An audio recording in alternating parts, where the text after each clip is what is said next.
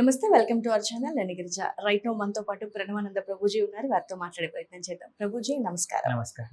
హరే కృష్ణ హరే ప్రభుజీ. కృష్ణ. బాగున్నారా మీరు? చాలా బాగున్నాను ప్రభుజీ, మీరు ఎలా ఉన్నారు? అంత కృష్ణుడి దయ. అండ్ ఫస్ట్ ఆఫ్ ఆల్ మిమ్మల్ని ఇలా ఇంటర్వ్యూ చేయడం very happy thing. So Prabhuji, Abids ISKCON టెంపుల్లో మనకి 50 సంవత్సరాల చరిత్ర ఉన్నటువంటి టెంపుల్. సో ఈ టెంపుల్ తో మీకు ఉన్నటువంటి అనుబంధం గురించి. మేము మొట్టమొదటి ఇస్కాన్ మందిరం దర్శనం చేసుకున్నది అబిడ్స్ రాధా మదన్ మోహన్ మందిరమే. మేము మొదటిసారి వచ్చినప్పుడు రాధా మదన్ మోహన్ ఇద్దరు కూడా పర్పుల్ కలర్ డ్రెస్ లో ఉన్నారు.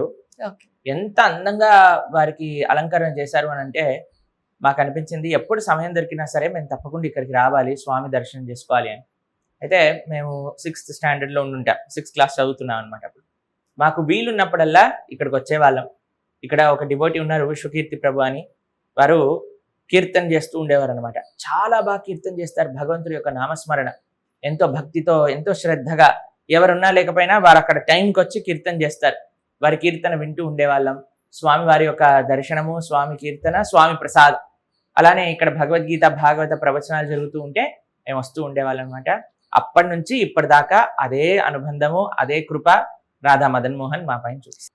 చిన్నప్పటి నుంచి ఆధ్యాత్మికంగానే ఉండేవాళ్ళం. ఇలాంటి ఆశయాలే ఉండేవి. 24 గంటలు భగవంతుడి యొక్క కైంకర్యంలో ఉండాలి, సాధు జీవితమే మాకు కావాలి అని. కానీ ఎప్పుడైతే శ్రీల ప్రభుపాదుల వారి యొక్క టీచింగ్స్, శ్రీకృష్ణ చైతన్య మహాప్రభు యొక్క సంప్రదాయం తెలిసిందో అప్పుడు మాకు అనిపించింది ఈ సంప్రదాయంలో ఈ మార్గంలో కానీ మేము వెళ్తే తప్పకుండా భగవత్ ప్రాప్తి లభిస్తుంది అనే నమ్మకం, అంత ఫేత్ శ్రీల ప్రభుపాదుల వారి యొక్క భగవద్గీత భాగవతం మాకు ఇచ్చారు. ఓకే ప్రభుజీ, అంటే మనకు ఎస్పెషల్ గా ఇస్కాన్ టెంపుల్లో ఎవరైతే సాఫ్రాన్ ఉంటారో వారు బ్రహ్మచారిగా ఉంటారు కదా. సో బ్రహ్మచారి అనగానే ఇంట్లో పేరెంట్స్ యాక్సెప్ట్ చేశారా? మా అమ్మగారు నాన్నగారా? మా అమ్మగారు నాన్నగారు ఏమన్నారంటే, చాలా చాలా సంతోషం, మీరు ఇలాంటి మంచి మార్గంలోకి వెళ్తున్నారు. ఎవరికి ఎప్పుడో ఒకప్పుడు ఎవరికో ఒకళ్ళకి ఇలాంటి ఆలోచన వస్తుంది. 24 గంటలు ప్రతి రోజు జీవితం మొత్తం భగవంతుడి యొక్క సేవలో గడపాలి అని మా పూర్తి ఆశీర్వాదాలు మీకున్నాయి. మీకు ఏమన్నా సేవ చేయాలనుకుంటే మాకు చెప్పండి, మేము కూడా చేస్తాము అని చెప్పారనమాట. మా అమ్మగారు సపోర్ట్ చేశారు. ఎందుకంటే వారు చూశారు ఇక్కడ ఉండే భక్తులు ఎలాంటి వాళ్ళు అని. వారు ఎంత నిష్కల్మషమైన స్వభావం కలిగిన వారు ఇస్కాన్ డివోటీస్, ఎంత నిస్వార్థ భావన ఉన్నది, సమాజ సేవ పట్ల వారికి ఉండే దృక్పథం ఏమిటి, భగవంతుడి యొక్క కైంకర్యం పట్ల వారికి ఉండే నిష్ఠ ఏమిటి, ఇవన్నీ వారు చూశారు. చూసినందుకు మేము ఎప్పుడైతే ఇస్కాన్ మందిరానికి వెళ్తాము అన్నారో వారు చాలా చాలా ప్రోత్సహించారు. వారు ఎప్పుడు వద్దని లేదు, ఎందుకంటే వారు కూడా ప్రత్యక్షంగా చూశారు. ఇప్పటికి కూడా వారు ఎంతో దగ్గరగా మా ప్రయాణంలో వారు కూడా పాలు పంచుకుంటూ మమ్మల్ని ఆశీర్వదిస్తూ ముందుకు సాగుతూ ఉన్నారు. ఓకే ప్రభుజీ, అయితే శ్రీల ప్రభుపాదుల వారు ఇక్కడ మనకి సౌత్ లో స్థాపించినటువంటి మొట్టమొదటి టెంపుల్ అబిడ్స్ లో ఉన్నటువంటి ఇస్కాన్. సో మరి శ్రీల ప్రభుపాదుల వారి దగ్గర నుంచి మీరు నేర్చుకున్నటువంటి అంశాలు ఏదైనా? శ్రీల ప్రభుపాదుల వారి దగ్గర నుంచి మా భక్తి జీవితంలో ఏమి నేర్చుకున్నా అది ప్రభుపాదుల వారి దగ్గర నుంచే వచ్చింది. ఎందుకంటే వారు మా అందరికీ ఆచార్యులు, శిక్షా గురువులు. ఎలా భక్తి చెయ్యాలి, ఎలా భగవంతుడిని ఆరాధన చెయ్యాలి, అసలు భగవంతుడు అంటే ఎవరు, మనం ఎవరిమి, మనకి భగవంతుడికి ఉండే సంబంధం ఏమిటి, ఆ సంబంధాన్ని ఎలా తెలుసుకోవాలి, తెలుసుకున్నాక భగవంతుడికి ఎలా సేవ చేయాలి, ఇవన్నీ ప్రభుపాదుల వారు నేర్పించింది. వీటన్నిటితో పాటు కేవలం జ్ఞానం ఇవ్వలేదు ప్రభుపాదుల వారు, వినయంతో ఎలా ఉండాలి అని కూడా నేర్పించారు.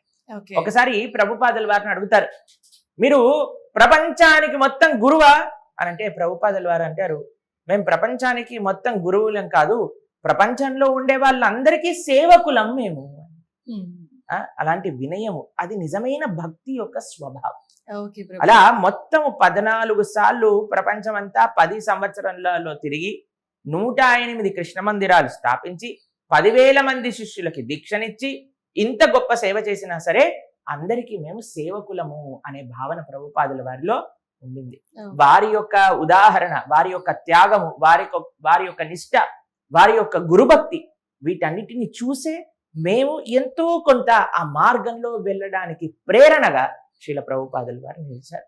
భక్తి అంటే ప్రభుపాదుల వారు, త్యాగము అంటే ప్రభుపాదుల వారు. వారి యొక్క ఆశయాలను పూర్తి చేయడానికి ఏదో ఒక చిన్న సేవ ఇక్కడ ఉండే డివోటీస్ అందరూ కలిసి చేస్తున్నారు.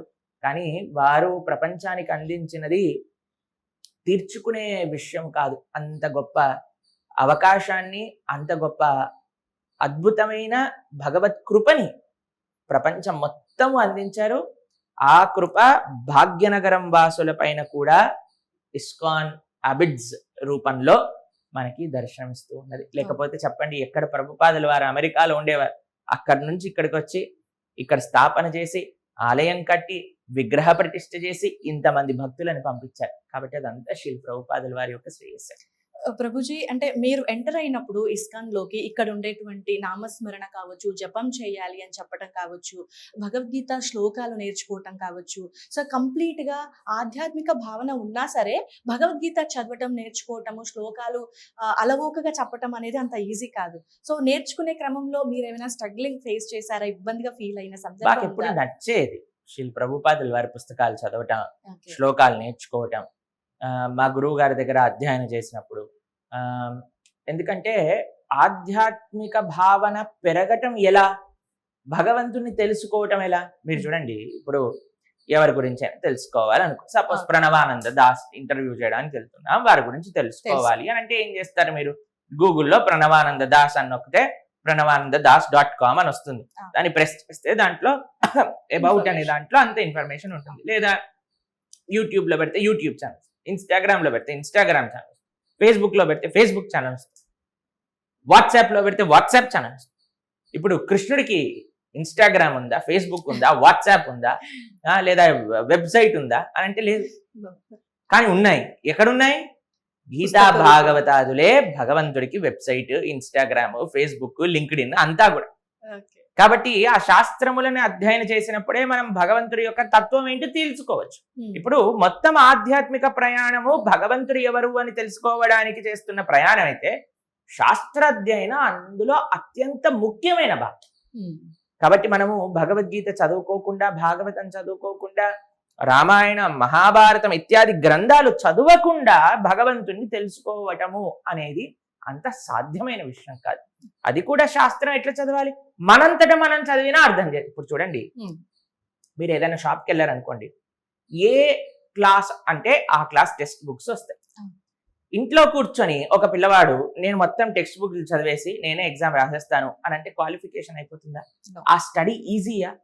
కానీ ఒక పిల్లవాడు స్కూల్లో అడ్మిషన్ తీసుకొని చక్కగా స్కూల్కి వెళ్ళి టీచర్ చెప్పింది అందరి క్లాస్మేట్స్ తో కలిసి విని ఎగ్జామ్ రాస్తే ఈజీగా ఆ సిలబస్ ని దాటేయగలుగుతాడు. అవునా కదా? అలా ఆచార్యుల యొక్క భాష్యం, గురువులు, శ్రీల ప్రభుపాదుల వారి గురువులు, వారి యొక్క ముఖతగా మనం ఎప్పుడైతే వింటామో, వారి యొక్క భాష్యము ఎప్పుడైతే మనం చదువుతామో, శ్రీల ప్రభుపాదుల వారి యొక్క శిష్యులు ఇప్పుడు మన ముందు ఉన్నారనమాట. వారి యొక్క నేతృత్వంలో, వారి యొక్క రియలైజేషన్స్, సాక్షాత్కారములు కలిసి మనం ఎప్పుడైతే వాటిని అధ్యయనం చేస్తామో అప్పుడు మనకి ఆ భగవతత్వం అనేది ఎంతో దగ్గరగా మనకు అర్థమవుతుంది అనమాట. కాబట్టి దీన్ని గురు శిష్య పరంపర అని అంటారు. శ్రీకృష్ణ భగవానుడి దగ్గర నుంచి ప్రారంభం చేస్తే శ్రీల ప్రభుపాదుల వారు, శ్రీల ప్రభుపాదుల తర్వాత వారి యొక్క శిష్యులు. ఇప్పుడు రాధా మదన్ మోహన్ మందిరము అని అంటారు. ఇది పరం పూజ్య శ్రీల జయపతాక స్వామి మహారాజుల వారి యొక్క ఆధ్వర్యంలో ఈ మందిరం నడుస్తూ ఉన్నది. వారు ఎంతో వయోవృద్ధులైనా సరే, నిరంతరము ఎన్ని శారీరకమైన ఇబ్బందులు ఉన్నా సరే, వారు ఎప్పుడు కూడా ఎట్లా భాగవత ధర్మ ప్రచారము జరగాలి, ఎట్లా భక్తులందరూ కూడా ఇంకా ఇంకా కృష్ణుడికి దగ్గర అవ్వాలి. వారు సాక్షాత్తుగా అంత 1,00,000 మంది శిష్యులు ఉన్నారు వారు, అయినా సరే నిరంతరం వారు అధ్యయనం చేస్తారు. అధ్యయనం చేసి ఎగ్జామ్స్ రాస్తారు. మా సంప్రదాయంలో భక్తి శాస్త్రి, భక్తి వైభవ్, భక్తి సార్వభౌమ అని ఒక డిగ్రీ ఇస్తారనమాట. ఒక్కొక్క శాస్త్రము కంప్లీట్ చేసినప్పుడు అవన్నీ ఎగ్జామ్స్ రాసి మరీ శ్రీల జయపతాక స్వామి మహారాజ్ అందరు భక్తులకు ఒక ప్రేరణగా నిలుస్తారనమాట. కాబట్టి ఆచార్యులందరూ కూడా ఆ శాస్త్రాధ్యయనం చేశారు. శిష్యులమైన మనం చేయకపోతే ఎలా చెప్పండి? కాబట్టి ప్రతి ఒక్కళ్ళు కూడా భగవంతుని తెలుసుకోవాలి అనుకునేవారు శాస్త్ర అధ్యయనము అనేది తప్పకుండా గురువు గారి యొక్క నేతృత్వంలో చేయాలి. సో భగవద్గీత చదవాలి అన్నా కూడా గురువు కంపల్సరీ అంతే కదండి. మరి ఎలా చెప్పండి? భగవద్గీత ఒక మాన్యువల్, ఒక టెక్స్ట్ బుక్. అది అర్థం కావాలంటే ఒక టీచర్ కావాల్సిందే ఖచ్చితంగా. అయితే గురుగారు కలియుగంలో పరమాత్ముని చేరుకోవటం చాలా ఈజీ అంటారు, అంటే మిగతా యుగాలతో కంపేర్ చేసుకుంటే. సో ఏ విధంగా చేరుకోవాలి స్వామి వారు? కృతేయ ధ్యాయతో విష్ణుం త్రేతాయాం యజతో మఖై ద్వాపరే పరిచర్యాయాం కలో తత్ హరికీర్తనం అని శ్రీమద్ భాగవతం మనకు ఉపదేశం చేస్తుంది. కృతయుగంలో ధ్యానం, కృతయుగంలో మనం మెడిటేషన్ ద్వారా భగవంతుని సులభంగా చేరుకోవచ్చు. ఎందుకు అంటే కృతయుగంలో చాలా సంవత్సరాలు జనాలకి ఆయుష్ ఉండేదన్నమాట. కాబట్టి నువ్వు మెల్లగా ధ్యానం చెయ్యి, భగవంతుడు పరమాత్మ మీద ఆ భగవంతుని తెలుసుకో, దాని తర్వాత భగవంతుని పొందు అని ధ్యానం ఏ యుగానికి ఇచ్చారు? కృతయుగము లేదా సత్యయుగము అని అంటారు. కృతేయత్ ధ్యాయతో విష్ణుం త్రేతాయాం యజతో మఖై. త్రేతాయుగంలో భగవంతుని చేరుకోవడానికి అత్యంత సులభమైన మార్గం యజ్ఞయాగాది క్రతువులు. అందుకే మనం రామచంద్రమూర్తి దశరథ మహారాజు గారి దగ్గర చూస్తాం, పుత్రకామేష్టి, అశ్వమేధ ఇలాంటి యజ్ఞములన్నీ చేశారు. ద్వాపరే పరిచర్యాయాం, ద్వాపర యుగంలో భగవంతుడి యొక్క సాక్షాత్ సేవ. ఎందుకంటే కృష్ణుడు ఉన్నాడు, గోపికలందరూ ఉన్నారు, గోపాల బాలులు ఉన్నారు, బృందావనంలో నంద యశోద అందరూ కూడా భగవాను సేవించారు. కలియుగంలో ఈ మూడు లేవు అని కాదండి, ఈ మూడిటిని కూడా మనం చెయ్యాలి. దానితో పాటు కలియుగంలో అత్యంత సులభంగా భగవంతుని తెలుసుకోవాల్సిన మార్గం ఏదన్నా ఉంటే కలో తత్ హరికీర్తనం, భగవంతుడి యొక్క నామస్మరణ. కలోదోష నిధేరాజన్ అస్తి ఏకోన్ మహాన్ గుణాన్ కీర్తనాతేవ కృష్ణస్య ముక్త సంగ పరం వ్రజేత్. కలియుగము దోషాలకి నిలయం. అటువంటి కలియుగంలో ఏదైనా ఒక సులభమైన మార్గము భగవంతుని తెలుసుకోవడానికి ఉంటే అది భగవంతుడి యొక్క నామస్మరణ. హరే కృష్ణ కృష్ణ కృష్ణ హరే హరే, హరే రామ రామ రామ హరే హరే ఇతి షోడశాక్షర నామ్నాం కలికల్మష నాశనం నాతర పరతరోపాయ సర్వవేదేషు దృశ్యతి. వేదములన్నీ కింద నుంచి పైకి తిరిగేసినా సరే భగవంతుడి యొక్క నామస్మరణ కంటే ఒక అద్భుతమైన సులభమైన తరుణోపాయము ఈ కలియుగంలో లేదు అని చెప్తారు. ఓకే ప్రభుజీ. అయితే మనకి నామస్మరణ, హరినామస్మరణ చేసినంత మాత్రాన మోక్షం లభిస్తుందా అంటే ఏం చెప్తారు? హరినామస్మరణ చేసిన మాత్రము చేత మోక్షము లభిస్తుందా అంటే హరినామస్మరణ చేస్తూ హరి చెప్పినట్టు నడుచుకుంటే మోక్షం లభిస్తుంది. ఓకే. మీరు రోజు హరి హరి హరి హరి అంటే అయ్యా హరి ఎవరు అంటే కృష్ణుడు. కృష్ణుడు ఏం చెప్పాడు అంటే భగవద్గీత చెప్పాడు. భగవద్గీతలో ఏముంది? ఓ ఇలా ఇలా ఉంది, ఓ అలా ఉన్నట్టుగా నేను నడుచుకుంటాను, దాంతోపాటు హరినామస్మరణ చేస్తాను, అప్పుడు మోక్షం వస్తుంది. కేవలం నేను హరి హరి అంటాను, నాకు ఇష్టం వచ్చింది చేస్తానంటే మోక్షం రాదు. హరినామస్మరణ చేయటం ఎందుకు అంటే హరినామస్మరణ మనకి చెడు అలవాట్లు, చెడు ఆలోచనల నుంచి మనసు తిప్పి మంచి అలవాట్ల వైపు, మంచి ఆలోచనల వైపు మనసుని మరలిస్తుంది. కాబట్టి ఏ పరిస్థితిలో ఉన్న వాళ్ళైనా సరే హరినామం చేయాలి. ఎందుకు అంటే it will bring us to the right direction.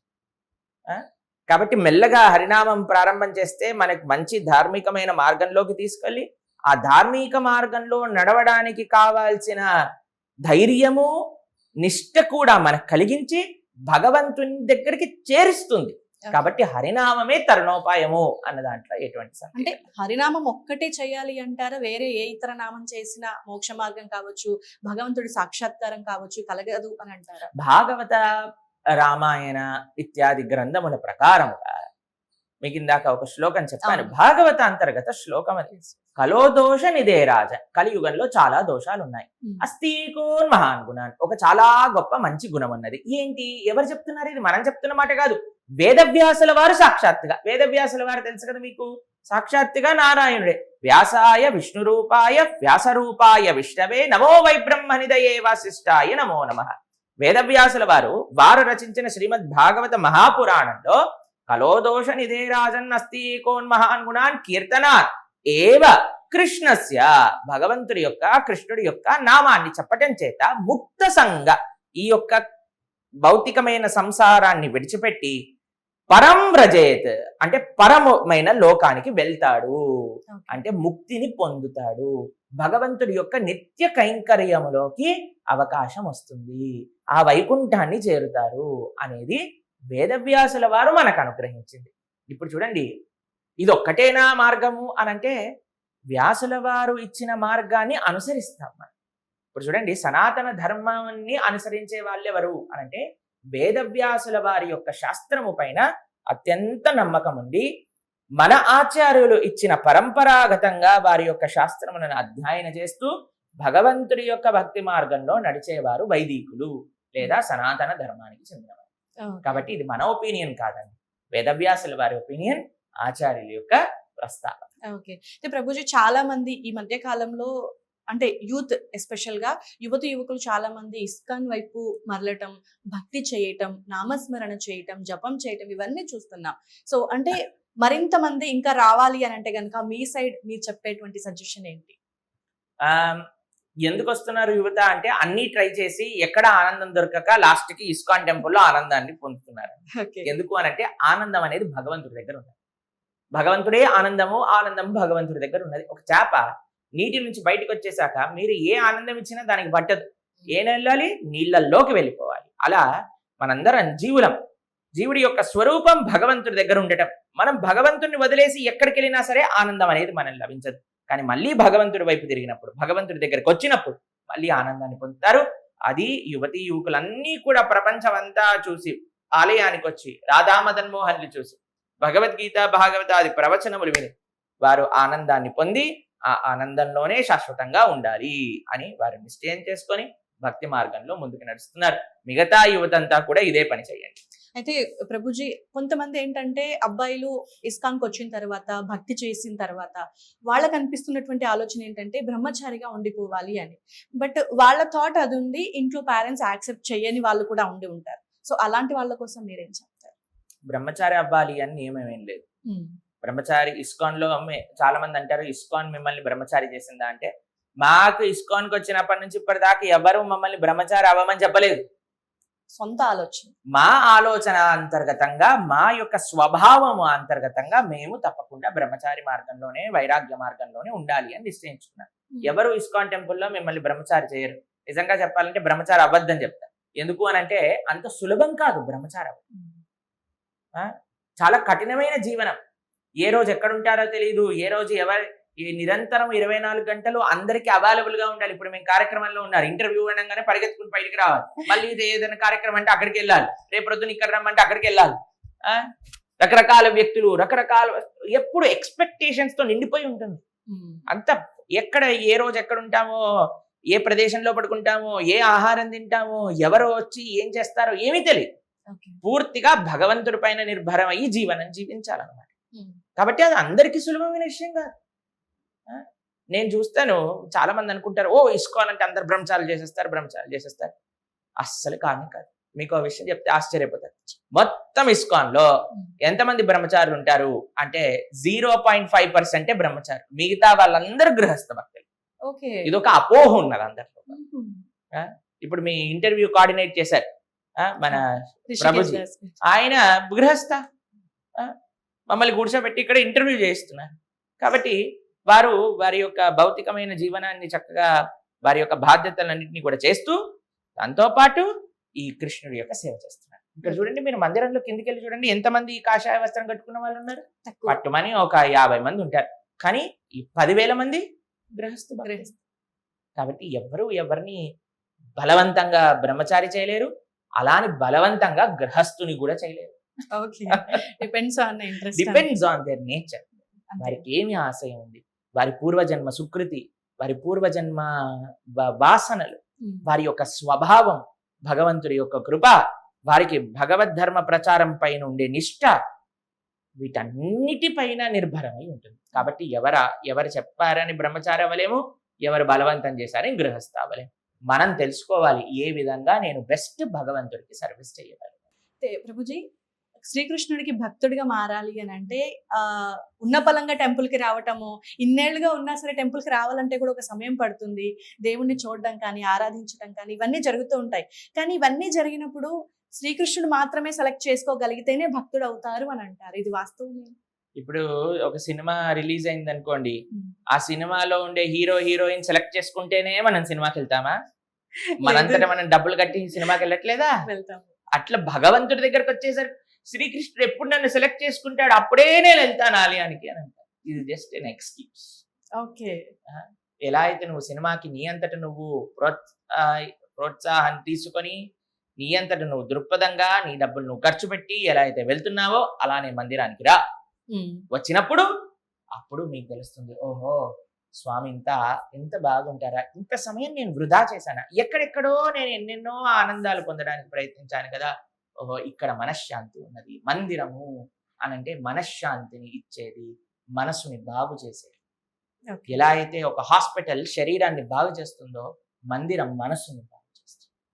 కాబట్టి మీకు తెలుసు కదా, ఇప్పుడు ఎన్ని మానసిక రుగ్మతలు, డిప్రెషన్ అని, యాంగ్జైటీ అని రకరకాల. మీకు ఒక చిన్న ప్రశ్న అడుగుతానండి. మీకు ఎప్పుడైనా ఆలయంలో ఒక 10 నిమిషాలు కూర్చొని భగవంతుడి ముందు ఉంటే తెలియని ప్రశాంతత కలిగినది అని ఏదన్నా అవగాహన, ఏదైనా సిచ్యువేషన్ వచ్చిందా? ఖచ్చితంగా. చూసారా, మీరే ఎగ్జామ్. కాబట్టి మందిరం ఎందుకు కావాలి, మందిరానికి ఎందుకు రావాలి అంటే మానసిక ప్రశాంతత కోసం. చాలా మనం ప్రయత్నం చేస్తాం, మానసిక ప్రశాంతత ఇందులో దొరుకుతుందా, అందులో దొరుకుతుందా, ఈ పని చేస్తే దొరుకుతుందా, ఆ పని చేస్తే దొరుకుతుందా. మందిరానికి వచ్చి భగవంతుని ముందు కూర్చొని భగవంతుడి యొక్క నామస్మరణ చేస్తూ ఉంటే తప్పకుండా మనశ్శాంతి అనేది లభిస్తుంది. సో భగవద్గీతని కంప్లీట్ చేయటం అనేది నిజంగా సాధ్యం కాదు. ఇఫ్ ఇన్ కేస్ భగవద్గీత చదవటం కంప్లీట్ చేయటం కానీ, హరినామ స్మరణ చేయటం కానీ చేస్తే నిజంగా మనకున్నటువంటి కర్మలన్నీ తొలగిపోయే అవకాశం ఉంది అంటారు. కర్మలన్నీ తొలగిపోవటం అనేది చాలా చిన్న విషయం.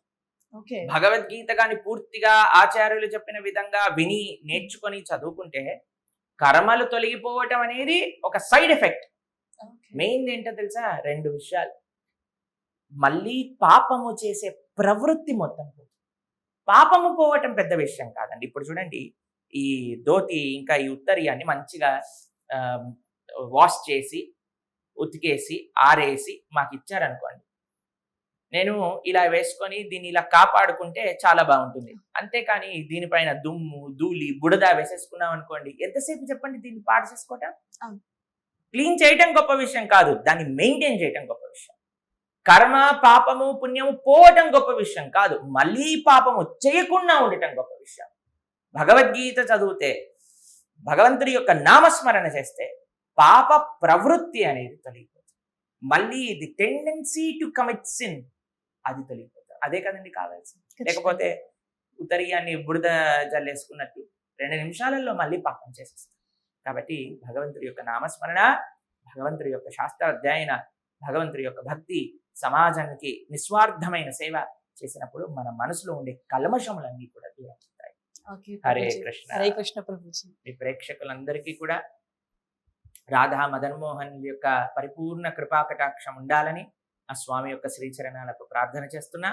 అలానే సెప్టెంబర్ 4వ తారీఖు శ్రీకృష్ణ జన్మాష్టమి వైభవంగా మదన్ మోహన్ మందిరంలో జరుగుతుంది. అందరి ప్రేక్షకులకి మీకు కూడా మా ఆహ్వానం. తప్పకుండా Prabhuji, thank you so much. So చూసారు కదండి, ప్రణవానంద ప్రభుజీ గారు చాలా చక్కటి విషయాలు చెప్పారు. ఆచరించినప్పుడే నిజంగా అంత మంచి జరుగుతుంది. తప్పులు తొలగిపోవటం కాదు, తప్పులు చేయకుండా ఉండాలి అంటే ఆధ్యాత్మికత అవసరం. సో అందుకే టెంపుల్కి వెళ్ళాలి, శాస్త్రానుసారైన నడుచుకున్నప్పుడే అంత మంచి జరుగుతుంది. చాలా చక్కటి విషయాలు తెలియజేశారు Prabhuji. Thank you so much. Hare Krishna. చాలా సంతోషం.